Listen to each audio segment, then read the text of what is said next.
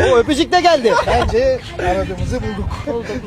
Biliyorsun hani çok konuştuk bu aşk konularını. Her şey gerçekten bir anda beklemediğim bir anda oldu. İlk mesajı kim attı? Buyurun. İlk mesajı ben attım. Vallahi. Ama zaten ben ilk mesajı attıktan sonra konuşmadık değil mi? Evet. Bir ay sonrasında falan sonra Yağmur geri bana dönüş. O öpücük de geldi. Bence aradığımızı bulduk. Buldum. Biliyorsun hani çok konuştuk bu aşk konularını. Her şey gerçekten bir anda beklemediğim bir anda oldu. İlk mesajı kim attı? Buyurun. İlk mesajı ben attım. Vallahi. Ama zaten ben ilk mesajı attıktan sonra konuşmadık değil mi? Evet. Bir ay sonrasında falan sonra Yağmur geri bana dönüş.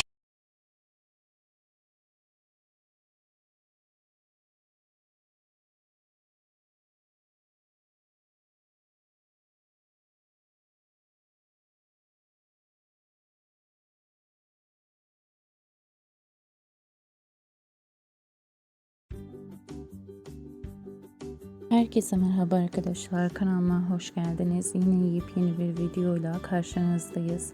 Kan çiçekleriyle yıldızı parlayan Yağmur Yüksel ilk defa sevgilisi Berk Bey ile görüntülendi. Aşk dolu görüntüleri sizlere paylaşıyoruz. Umarım videomuzu beğenirsiniz.